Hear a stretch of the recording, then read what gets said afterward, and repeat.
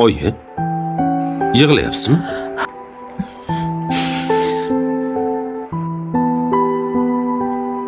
Xo'p, aytaman. Hozir qanaqadir virus yurgan ekanmi-ey? Hoppa. Mana doktorga ko'rinib keting siz ham. Menda ham sal shamollash bor. Yo'q. Xo'p, bolam. Uzunmisan Farhod? Assalomu alaykum dada.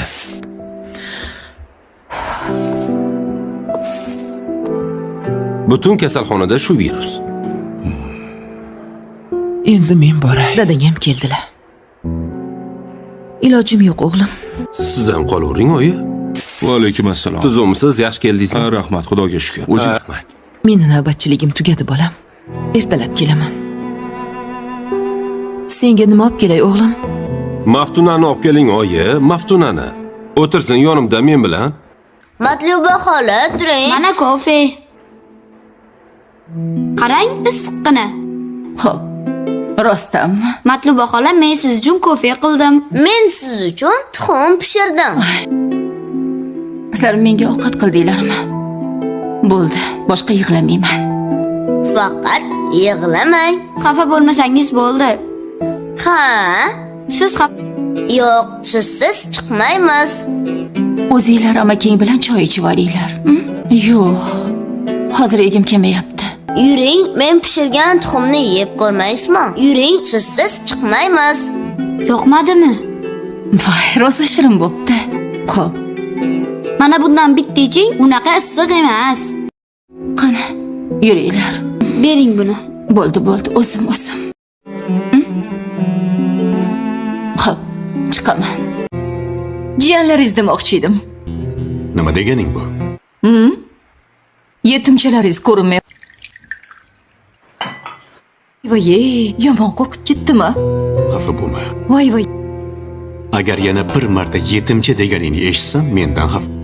Og'zimdan lop etib chiqib ketib qoldi. Nima, buni qo'lidan hech narsa kelmaydi deb o'ylayapsanmi? Hozir boshqa zamon. Bugun do'q bilan ushlab turadigan zamon emas. U zamonlar o'tib ketdi. Bilganingizni qiling. Endi bo'lsa, menga farqi yo'q. Hasan olib ketdi. Xo'p, o'sha bolalaringiz qani? Yo'q. Avvalgidek qo'rqmayapman. Oldin baqirsangiz, qo'rqib qaltirardim. Iloyim o'sha yerlarda qolib ketsin. Amin. Dab bo'lishsin. Nima qildi menga? Siz avval o'zingizni o'ylang. Men bilanchi umuman ishingiz bo'lmasin. Oxiratingni kuydirding. Necha oydan beri anu qamoqdagi akangizdan xabar olmaysiz-ku? Sen bilan o'tirib bo'lmaydigan bo'lib qoldi. O'zichi? Bu yerda esa bolalar bilan ovorasiz. U hali tirikmi, o'lib ketganmi, xabaringiz ham yo'q. Xuddi zarur ishim bordek. Qayerga ketyapman o'zi?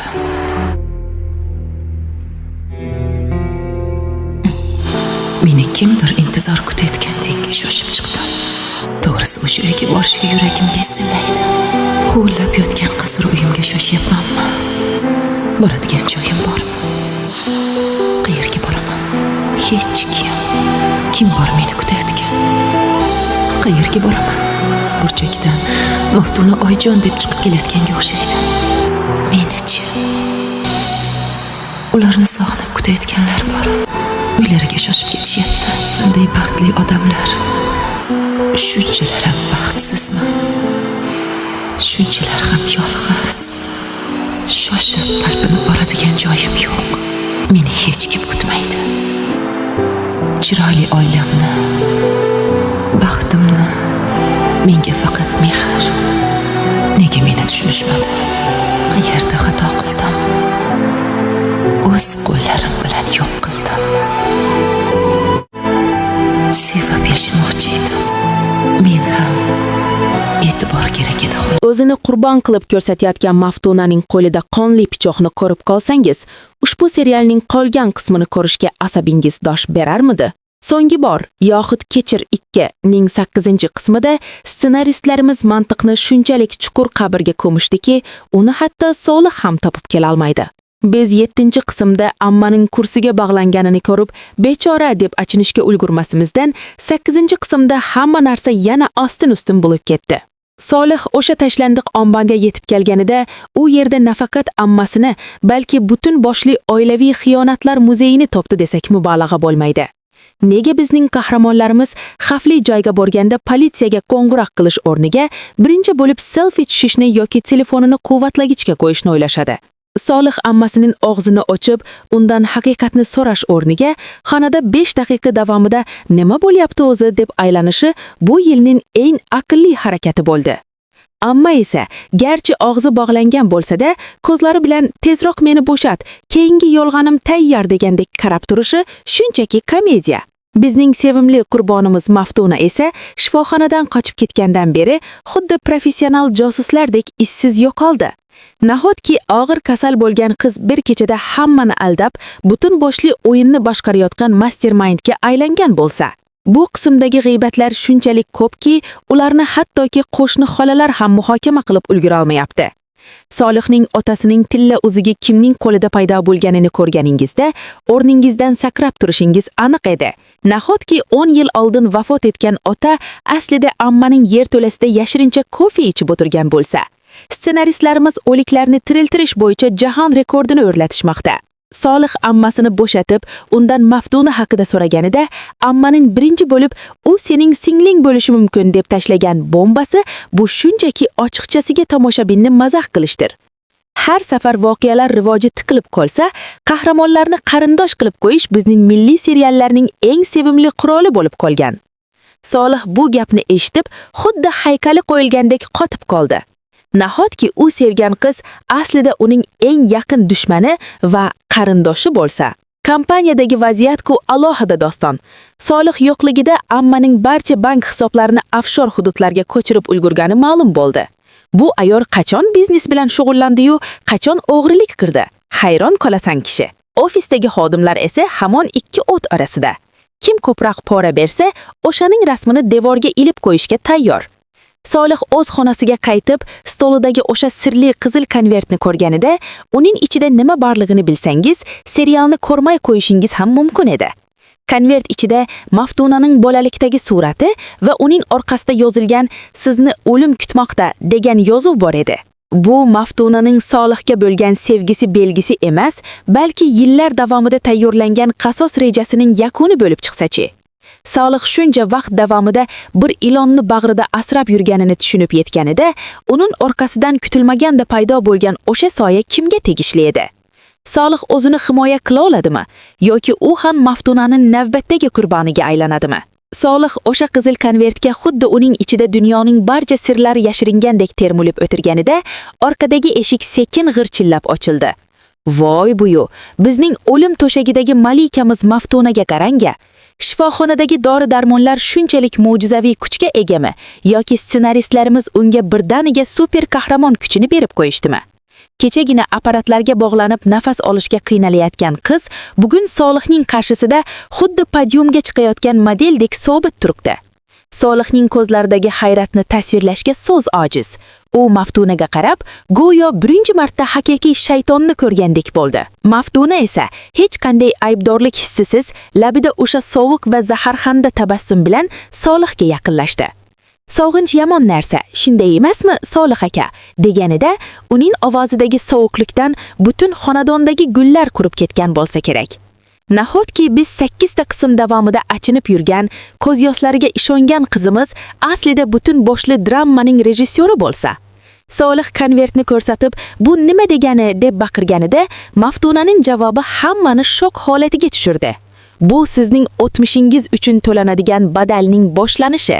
Suhbat qizigan sayin bizning shafaqatsiz ammamizning aslida kimga xizmat qilishi ham ochiqlandi. Ma'lum bo'lishicha, amma bu o'yinda shunchaki o'ytadagi kichkina bir qo'g'irchoq ekan. Uning orqasida turgan, Solihning otasining tilla uzuliga taqib olgan o'sha sirli shaxs Maftunaning eng yaqin maslahatchisi bo'lib chiqsa-ya. Ammo shuncha vaqt davomida boylik uchun emas, balki jonini saqlab qolish uchun Maftunaning buyruqlarini bajarganini aytganida, Solihning dunyosi teskari bo'lib ketdi. Bu qanday oila o'zi?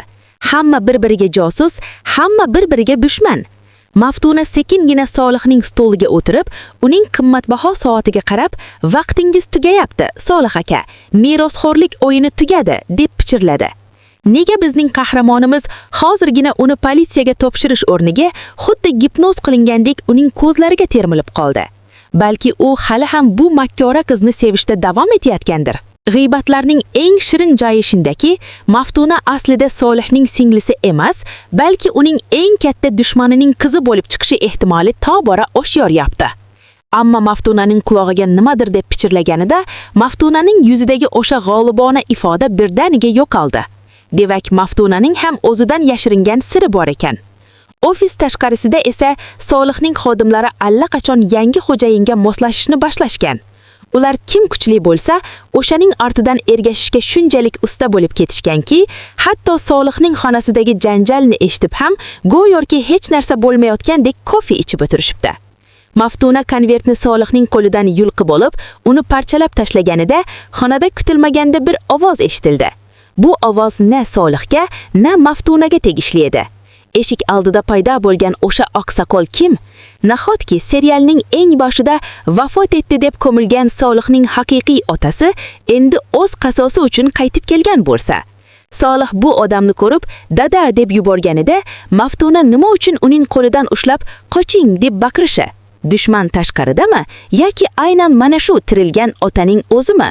Solihning og'zidan chiqqan dada degan so'z xonada xuddi muzdek suvdek yangradi va barcha g'iybatchi xodimlarning qulog'iga yetib bordi.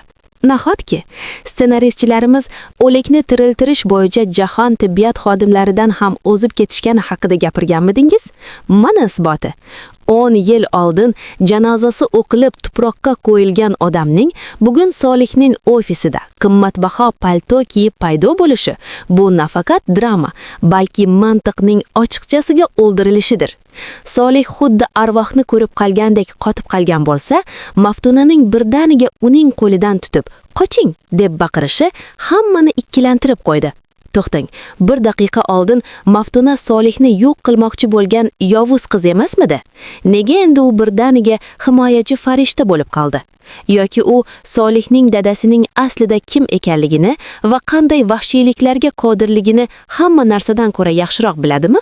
Otaning ko'zlaridagi o'sha muzdek nigohda sog'inch emas, balki bitmas tuganmas nafrat va hukmronlikka bo'lgan tashnalik ko'rinib turardi. U o'z o'g'liga xuddi begona dushmandek qarayotganida, bu oilaning barcha sirlari hali endi ochilayotganini tushunib yetdik. Ammaning ahvorini ku aytmasa ham bo'ladi. U boya Maftunadan qo'rqib titrayotgan edi. Endi esa o'z akasini ko'rib, xuddi yer yorilib, yerga kirib ketishni xohlayotgandek burchakka qisilib oldi. Demak, amma shuncha vaqt davomida kimdan qo'rqib yashagan? Kim unga Maftunani o'yinga qo'sh deb buyruq bergan? Nahotki Solihning atasi o'z o'limini soxtalashtirib, o'zining jigarbandlarini bir-biriga qarshi qayrab, bu o'yinni uzoqdan boshqarib kelgan bo'lsa, bu qanday otalik, bu qanday vahshiylik? Otaning sekingina stolga yaqinlashib, Solihning qo'lidagi o'sha tilla uzukni olib, o'z barmog'iga taqib qo'yishi bu kompaniya va barcha boylik endi uning qo'liga o'tganidan dalolat edi. Maftuna esa Solihni eshikka qarab tortmoqda, lekin bizning jasur qahramonimiz hali ham shokdan chiqa olmay, otasining qaytib kelganiga ishonishga urinmoqda. Nega u Maftunaga emas, aynan mana shu sirli va qo'rqinchli odamga ishonmoqchi? Ssenaristchilarimiz yana bizni baxtli oila uchrashuvi bilan aldashmoqchimi, yoki bu uchrashuv Solih uchun so'nggi jazo bo'ladimi? Ofis tashqarisida esa haqiqiy xaos boshlandi. Xodimlar Solihning otasini ko'rib, xuddi qiyomat boshlangandek qochib ketishga joy qidirishmoqda. Ayniqsa, ammaning sotqin kotibasi ammaning kirdikorlarini amaldagi arvoh xo'jayinga sotish uchun allaqachon hujjatlarni tayyorlab qo'ygani bu g'iybatning cho'qqisi bo'ldi. Maftuna Solihning qulog'iga "U ota emas, u qotil" deb pichirlaganida, Solihning otasi buni eshitib qoldi va xonada shunday sovuq kulgi yangradiki, xuddi barcha derazalar chil-chil bo'ladigandek tuyuldi. Ota Maftunaga qarab, "Seni shuncha yil asraganimning badali shu bo'ldimi, qizim?" deganida, biz yana bir bor karaxt holatga tushdik. Qizim, Maftuna Solihning singlisimi yoki u dadasining asrab olgan qurolimi? Agar ular aka-singil bo'lsa, shuncha vaqt davomidagi sevgi ssenariylari va ko'z yoshlar tomoshabinni butunlay laqillatish bo'lmadimi? Vaziyat shunchalik taranglashdiki, havoni pichoq bilan kessa bo'ladi. Ota stol ustidagi telefonni olib, kimdir bilan bog'landi va "Rejani boshlang, hech kim tirik qolmasin" deganida Solih nihoyat Maftunaning nega baqirganini tushunib yetdi. Bu odam qayta uchrashish uchun emas, balki hamma guvohlarni yo'q qilib, o'z ochiq qolgan jinoyatlarini yopish uchun qaytib kelgan edi. Tashqarida esa qora ko'zoynakli o'sha sirli kimsalar ofis binosini o'rab olishgani ma'lum bo'ldi. Nahotki barcha xiyonatlar fosh bo'lgan paytda hamma narsa katta bir portlash yoki qirg'in bilan yakunlansa, Solih ammaning qo'lidan ushlab, uni qutqarmoqchi bo'lganida, amma uni itarib yubordi va otasining oyoqlariga yiqilib yalinishni boshladi. Lekin otasining yuzida zarracha rahm va shafqat yo'q edi. Maftuna Solihga qarab, "Menga ishoning, faqat men sizni bu yerdan olib chiqa olaman" deb maxfiy eshikni ochganida, Solih nima uchun ikkilanib qoldi? U dadasini qutqarmoqchimi yoki ammasining oxirgi so'zini eshitishni xohlamoqdami? Ammaning Solihga qarab, "Dadam haqiqatni bilgan kundan boshlab bizni o'lik deb hisoblagan" deb baqirishi nimani anglatadi? Qaysi haqiqat butun oilani qabrga yetaklaydi? Bino qamal ostida, liftlar o'chirilgan. Solihning otasi esa go'yo taxtga o'tirgan podshohdek ammasining boshiga to'pponcha tirib turibdi. Nega bizning seriallardagi otalar "men tirikman" deyish o'rniga birinchi bo'lib qurol o'qtalishni afzal ko'rishadi? Solih Maftunaning ortidan maxfiy eshikka qarab qadam tashlayotganda, uning poyabzali bo'sag'ida qotib qoldi. Ammasining "senga hamma narsani aytib beraman, faqat meni bu vahshiyning qo'lida qoldirma" degan faryodi butun xonani titratib yubordi. Amma boylik uchun hamma narsaga tayyor edi, lekin o'z akasining uni shunchaki keraksiz buyumdek otib tashlashiga tayyor emas edi. Otaning sovuq nigohi va xoinlarga bu uyda joy yo'q degan so'zlari bu nafaqat ammaga, balki butun oila tarixiga qo'yilgan nuqta edi. Maftuna Solihni qorong'u yo'lak bo'ylab yetaklayotganda, uning qo'llari titrayotganini sezdingizmi? Nahotki bizning Temir xonimimiz ham qo'rqishni bilar ekan? Ofis binosining pastki qavatida portlash ovozi yangraganida, ssenaristchilarimiz yana action janriga o'tishga qaror qilishgani oydinlashdi. Nega har doim eng muhim haqiqat aytilayotgan lahzada nimadir portlashi yoki kimdir hushidan ketishi shart? Solih va Maftuna binoning orqa chiqishiga yetib kelganida, ularni u yerda kim kutib turgan edi? Bu Solihning o'lgan deb hisoblangan onasi bo'lib chiqsa, bu serialni mantiq darsligiga kiritish kerak bo'ladi. Lekin yo'q, u yerda Solihning eng yaqin do'sti, lekin aslida dadasining josusi bo'lgan o'sha xoin kutib turgan edi.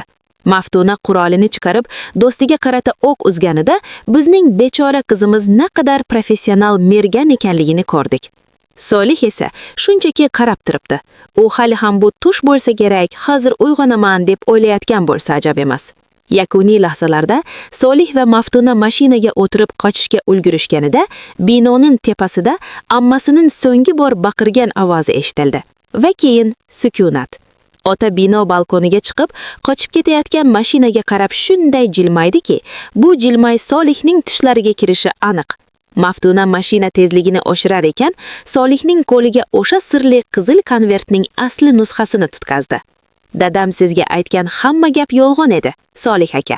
Siz aslida uning o'g'li emassiz" deganida, nafaqat Solihning, balki butun tomoshabinlar armiyasining jag'i pastga tushib ketdi. Nima? Agar u dadasining o'g'li emasa, demak u kim? Nahotki Solih aslida ammasining yashirin o'g'limi yoki butunlay boshqa bir oilaning o'g'irlangan merosxo'rimi? 8-qism mana shunday miyani portlatuvchi savol bilan tugadi. Endi 9-qismni kutishdan boshqa choramiz yo'q, lekin bir narsani aniq bilamiz. Bu oilada qon emas, faqat xiyonat oqadi. Solih bu dahshatli haqiqat bilan qanday yashaydi? Va eng asosiysi, Maftuna bu gapni uni qutqarish uchun aytdimi yoki yangi bir o'yinni boshlash uchunmi?